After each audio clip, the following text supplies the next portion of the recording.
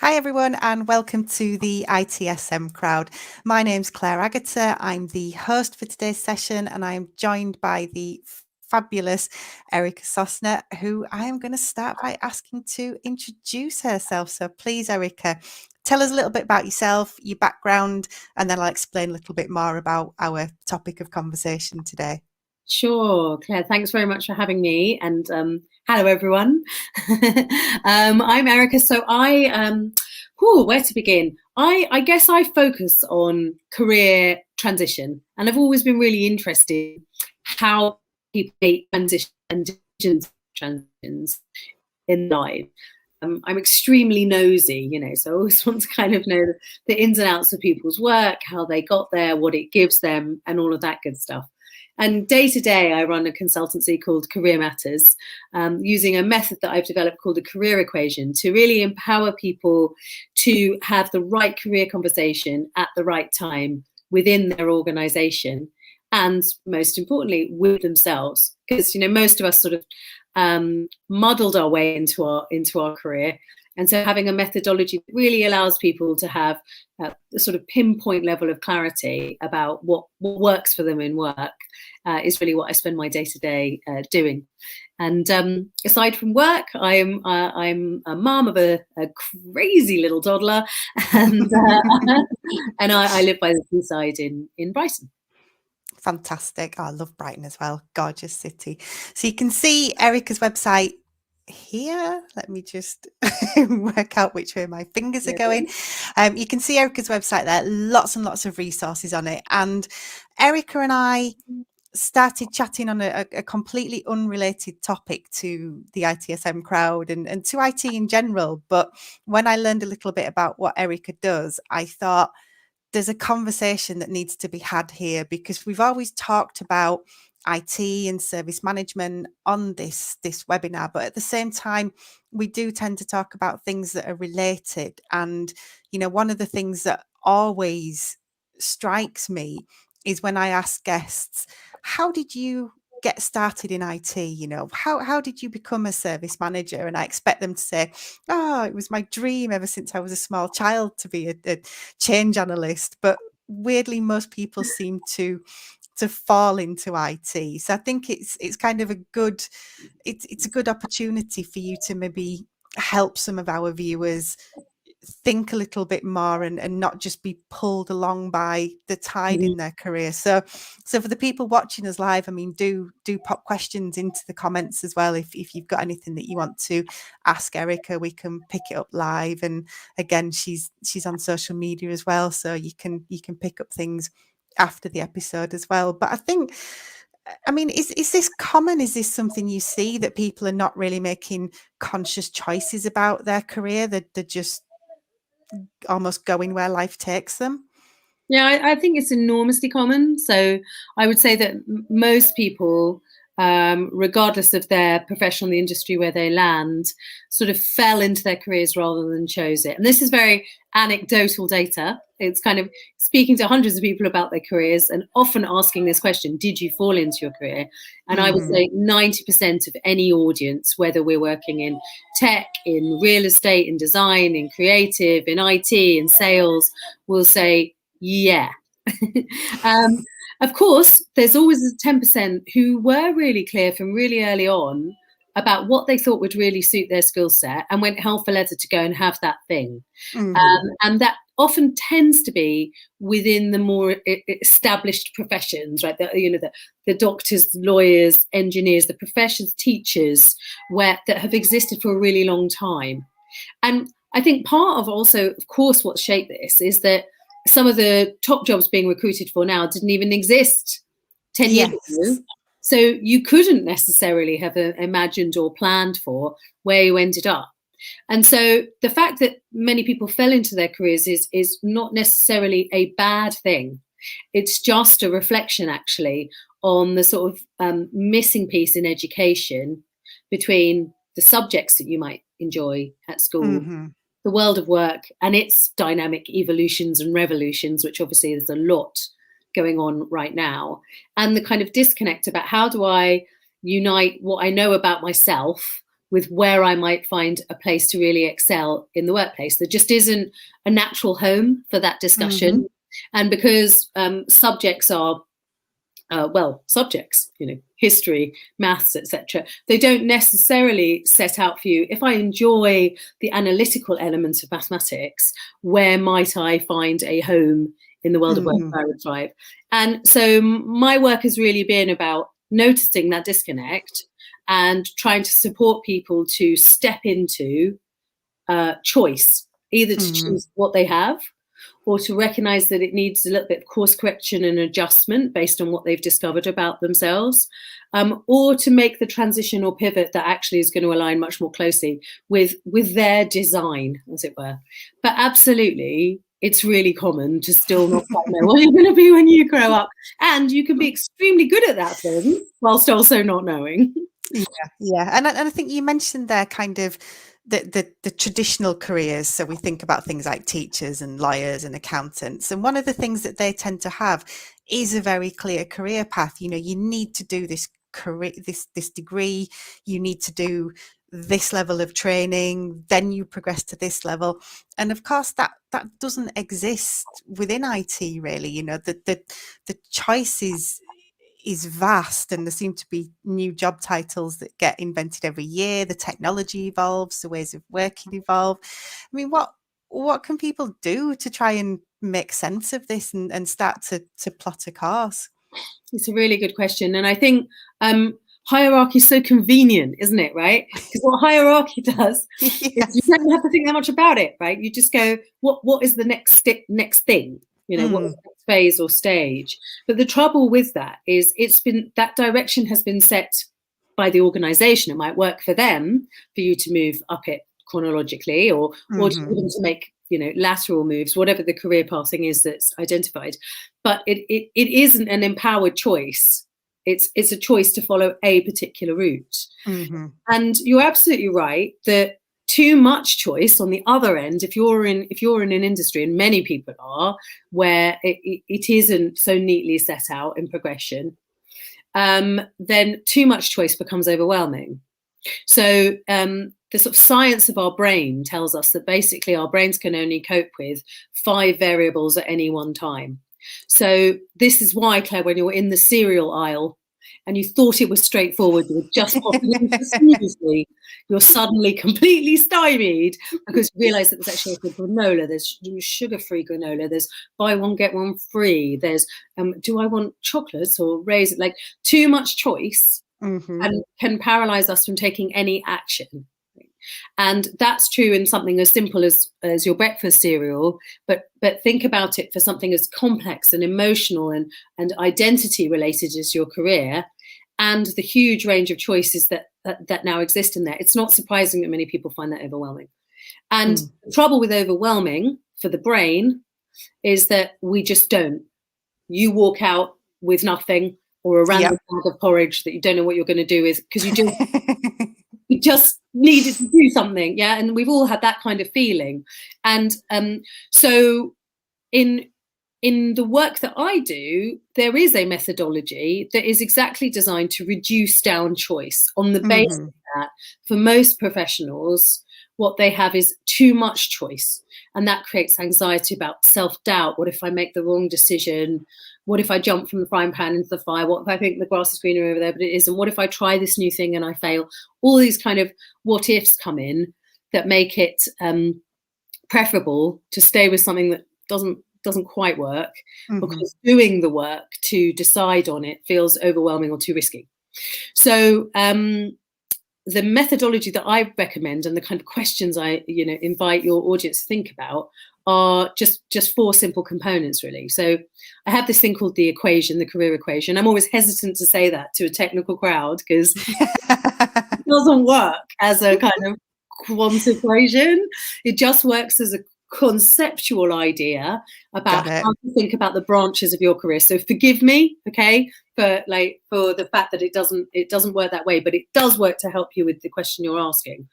And what the equation says is that above the line, as it were, you want to work in an area of skill. So you want to focus your decision making on criteria about what your skills are, and you want to apply those skills or strengths to a subject matter or a way of being that you enjoy. We call that passion. Yeah?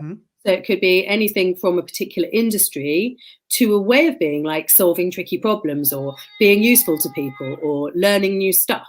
Yeah. And you want to combine those two things to get an impact, a result that you're proud of. Okay. So these are the three criteria that over now, a decade, more than a decade of coaching thousands of people, I've discovered that they are thinking about, right? It's all going on here, but it broadly fits into these three buckets. I want to do something that I'm good at. I want to play to my strengths more. I want to do something that I enjoy, that gives me pleasure through doing it, either because I'm interested or because I get into flow around it and it just feels natural to me. And I want to generate an outcome through that I believe in, that I'm proud of. And that can be on the kind of meta level, like the things you contribute to. For example, we're working with a fintech company at the moment, and a lot of what inspires the engineers there is tackling financial crime. Right? So they're not doing that on their own, but they're contributing to a larger thing. But then they're also getting to work with really interesting clients on complex products that solve a particular problem, which is something that makes them feel proud. Yeah. So there can be things that you have control over. There also be things that you contribute to. And then the last bit of the equation says that if these three things tell us who you are and what the criteria should be for the job you're looking for, the fourth denomination is environmental fit. And what that says is the environment in which we put you in is going to make a really big difference to how successful you are, you feel, and you do. And so in order to maximize your sense of thriving in your job, we want the minimum number of frictions or problems between the environment in which you do your best work and the environment that you've got. And most people have never really thought about environment. Environment, everything from what the coffee's like, to what the culture's like, to how good the Wi-Fi is, to what kind of building you're in, to whether you're collaborating or working in isolation, whether you're a generalist or a specialist, you're indoors, you're outdoors, you're in a big international PLC, you're in a small local startup, you're funded by equity, you're privately funded. All of these things are environmental factors that have an impact on your effectiveness. And so even if on paper a job looks like it meets the first part of the equation, skills, passions, for you, if the environment doesn't suit where you do your best work, you'll still be a square peg in a round hole. And that's fascinating. I'd never thought of that before, but it's so true.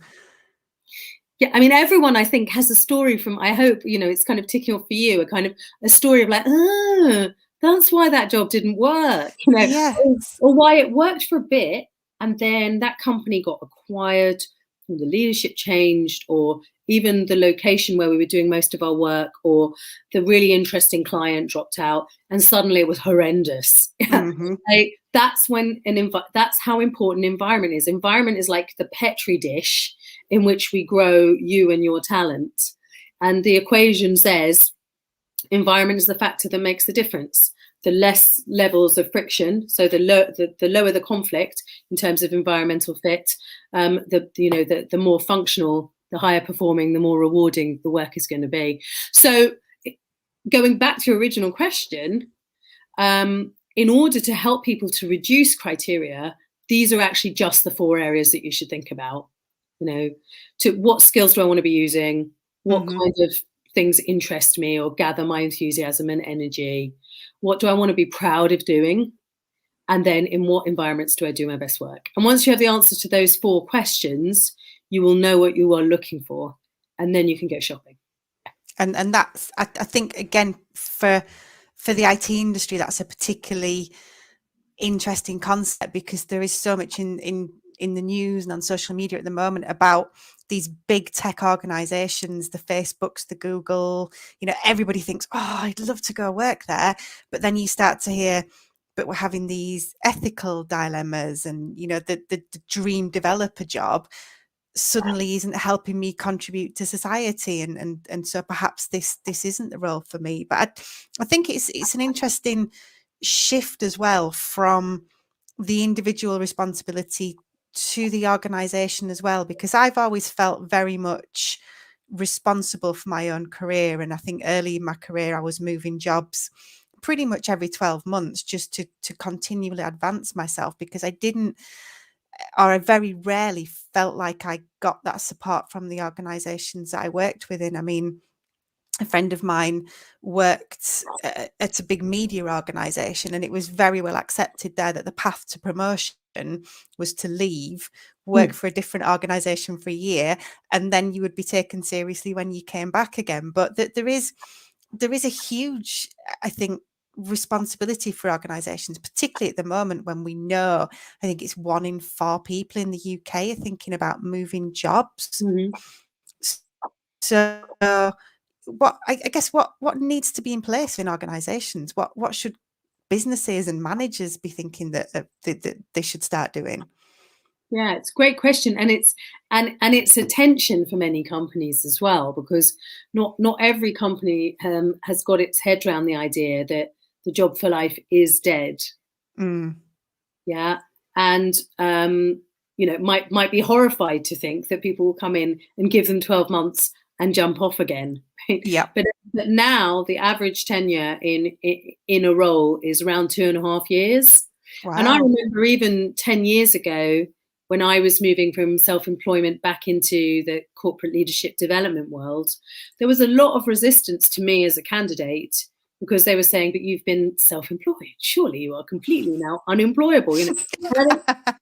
No one would say that now, right? Which just show how much we've adapted in terms of seeing the value of moving from self-employment to employment, or from public sector to private, or making frequent moves in order to keep growing and evolving. So the first thing that organizations need to get their heads around is job for life is dead. The conversation around career is increasingly important to people. People want work to have purpose and have meaning for them. They want to feel that they're doing work that really suits them. And they understand that every hour that they spend at work is an hour spent away from the people that they love and other things that are important in their lives. So they really want that to count. And a way of really helping them make that connection and achieve a win-win for you in terms of understanding what they want and what the business want is the lever of a career conversation. Because everyone wants to talk about their careers. We spend a lot of time at work. We're talking about it all the time to other people, about how we're feeling, whether we want to make a move, whether it's good for us, what's exciting, what's going on. We're always talking about it. And the question is really, as an organization, do you want your people to be talking about that with you? Or do you want them to be talking to the competition and recruiters? Yes. Because if you don't have the conversation in-house, the locus of the conversation will just go somewhere else. They'll still have the conversation. So I think getting your head around all of that is really, really important for employers, because for many, there can be a hesitancy about, if I open up the career conversation, am I going to have to say yes? Do I have to giving them a promotion? What's that going to mean, for us if we do that? Won't they leave if I tell them that there might be a world beyond here? And actually the opposite is true. The more that you know and understand about where someone wants to go in their career, the better opportunity you have to help them find that future within your organization. Most people leave because they can't see a future, and whether that's because exactly the strategy you described, the foolhardy strategy that says, go and find a comparative offer and then we'll talk to you about your future, which is a disaster. Or whether it's just that nobody has taken the time to help them understand the network and the ecosystem and the infrastructure of how people move around the organization. Sitting down and really taking time to understand, what does success mean to you as a person? Where do you want to go in your career? What kind of experiences do you want to have in the medium and long term? Whether or not you have them here, counterintuitively increases the chance of them having them here. And at the very least, gives you a nice long-term heads up when they're saying, I really want to do this. I really want to do this. And our business just doesn't have the space or the headcount or the opportunity to exactly give them that. Right? But even then, we can help them move towards being in a good position for that, whilst also experiencing high levels of performance and satisfaction and engagement. So all the data around employee engagement tells you that even the organizations that really care the most and regularly invest high levels of attention and questioning around employee engagement, they still get dinged on career. When you ask, do I know what my next move is going to be? Is my manager taking an interest in my future? That kind of a question. They have this big between their other very high scores. So it's a lever that they are not pulling. And of course, we've just been through this very traumatic 18 months, and work has now become very personal. People expect a level of intimacy and personalization and personal curiosity about who they are and where they're going and what might matter to them that they didn't expect previously. And so the organizations that take time to connect in that way have the additional benefit of a relationship of intimacy and trust and curiosity, which as a manager can help you with allocating the right, delegating the right task to the right person, putting in place the stretch projects that really motivate and engage that person, getting the early warnings about when they might be moving towards something that's outside of the business, and at least having a chance to think about succession planning and business continuity. And there's no guarantee that they won't leave, but at least it allows you time to plan and think ahead. But also, even in terms of giving feedback to a person, the more that you understand about what drives them and what motivates them, the more the feedback can be tailored to really recognizing who they actually are. And at heart, what all of us want more than anything is to be seen for who we actually are and appreciated for the gifts and the effort that we bring to our work. Everyone wants that. Yeah. And so it's incredibly powerful to put in place a methodology around career conversations, but it must be there must be a level of consistent quality about how you do that, so that that information can transfer as a person migrates around the business, which is a lot of what we spend our time doing with clients like Amazon, Savills, AXA, MasterCard, Nomura, a really wide range of businesses across different industries. Yeah, and I think this idea of having a conversation links to a lot of the themes that we're seeing even in the IT space at the moment. We're talking about things like psychological safety. We're talking about bringing your whole self to work. But I think there's still a pushback in some organizations that it's a bit fluffy, there's work to be done. I mean, what's the business case for doing this? What sort of benefits are your clients seeing as a result of this? Absolutely. So what's nice about this work around careers is it touches all the different stages of the employee life cycle, and the benefits are multiple for each of those different stages. So if you look at, for example, your graduates and your apprenticeship population, most organizations invest really heavily in getting some great candidates and really giving them a lot of love, a lot of attention and support. Then what happens at the end of the grad scheme? A whole bunch of them leave. Yeah. Right. Why do they do that? Because no one has been talking to them about their career. They've been busy developing them on the skill sets and, strengths that they need to have to do the job well, but they haven't been in a constant dialogue with them about where this is going to take them. So what happens? The conversation happens with a recruiter or with a competition who knows that your grad scheme is really good. Yeah. Just waiting for them to pop off the other side and go, I'm really interested in you as a person. Tell me about what you want. I mean, gone. Yeah. So benefit number one, it stops unnecessary brain drain from people you've worked really hard to acquire. And that could be your grads, but it could equally be your hard to finds, your developers, your engineers, your, subject matter expert, your fantastic customer centered services manager, whoever it is, right? So that's number one. The second is that it drives mobility, internal mobility, in a much more meritocratic fashion. So whether you're looking to accelerate the range of diversity and breadth at senior level, whether you want to make sure that women return after having their children, whether you want to make sure that a particular group gets a real proper chance and stab at equity, you want to focus in on your Black population and really say we're attending to addressing the systemic inequalities that have prevented you being all that you could be in this organization. Whatever the agenda is that's closest to your heart, this work around the career equation will empower that community to take very specific, measured, empowered action about what they will know what they want to do, they'll know how to do it, and it becomes much easier for them to achieve that. So that's really important from the kind of, the D&I perspective. And then I think from the individual perspective, it takes a responsibility off managers, HR, talent to sort out someone else's career, to notice what's happening, to tap them on the shoulder, and actually enhances transparency and meritocracy by saying, you are in charge of your career.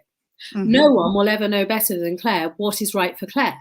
But because no one has probably ever asked Claire in the way that we do using the equation, she doesn't know that she knows what she knows.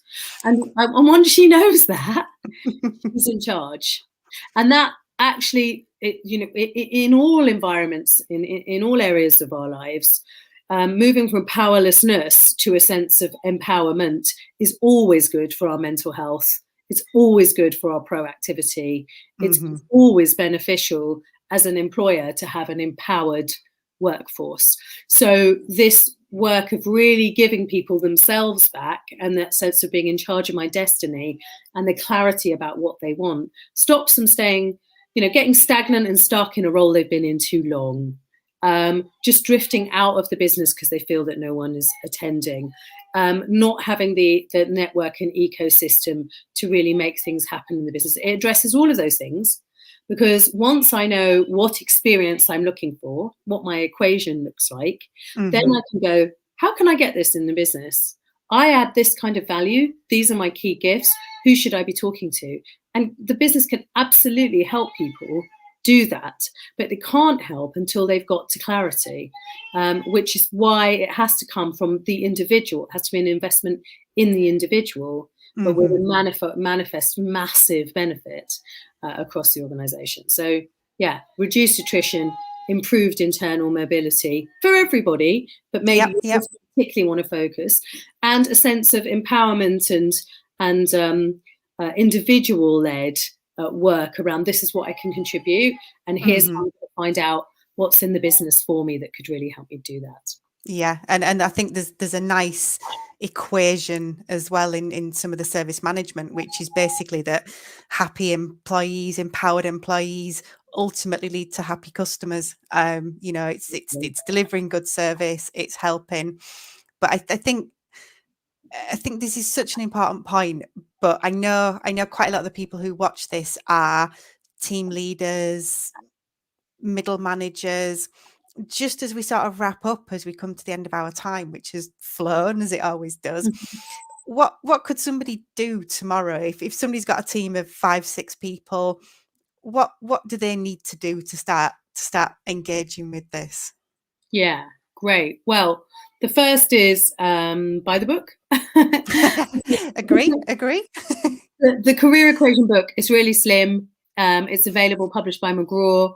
And what's great about it is it's kind of how-to guide for managers with lots of stories about how it's worked in a variety of different organizations and different teams, all the way from working with apprentices and early stage careers to very, very senior and C-suite thinking about their career transitions, and everybody in between. So I would definitely encourage people to consider getting the book.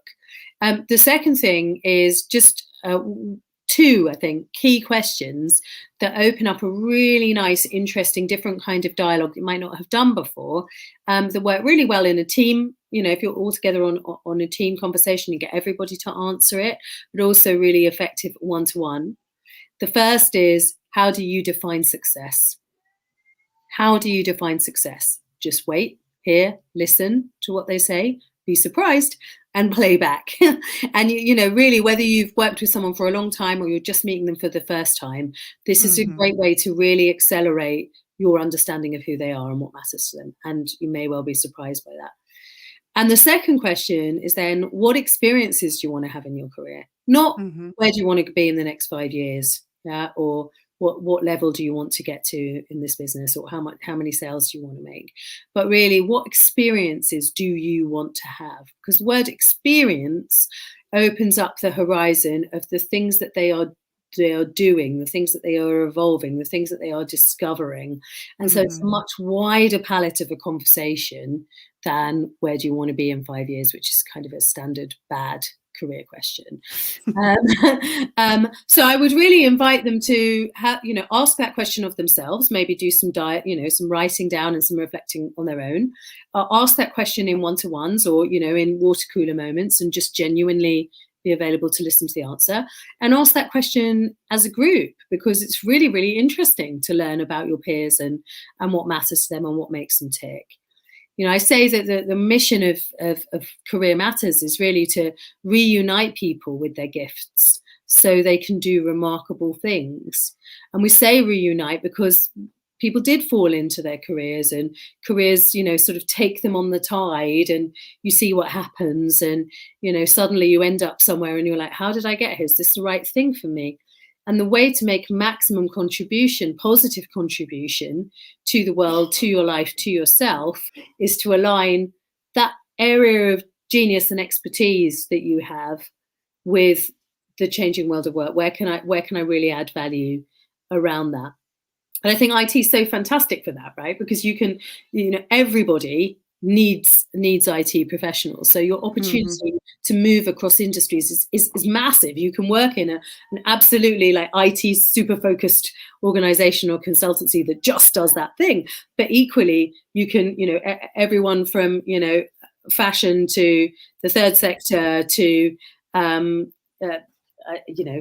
fancy schmancy social medias or whatever, everybody needs you. So the opportunity to go, what is the bit that I am fantastic at? What is the environment that I find most stimulating and interesting? And what subject matters do I care about? That your folk are in a unique position to really focus in on that. And within their organization, it's often a more subtle tweak than you think. It's often more that someone has some latent capacity or interest or strength or capability that, unless you ask them what experience you're looking for and how can I help you get that, you just might miss. And they might jump ship simply for a 5 or 10% tweak, really, in the focus of their attention, because we all just want to spend time doing more of what we're good at more of the time. So that's really where I would encourage them to start. That's awesome. Thank you so much for that. And again, we've been talking about user experience, digital experience, employee experience is a huge thing as well. So you can see Erica's website up on screen there. Buy the book. Would massively recommend that, but there's all sorts of useful resources on there too as well. And you can find Erica on social media if you've got any follow-up questions as well. But it just remains for me to say huge thank you to you for taking the time to talk to us. I know you've got a really busy schedule, but I think that's been incredibly useful. And thank you everyone for watching as well. And I will see you on the next episode of the ITSM Crowd. Thank you. Thanks so much. Thanks for having me. Bye.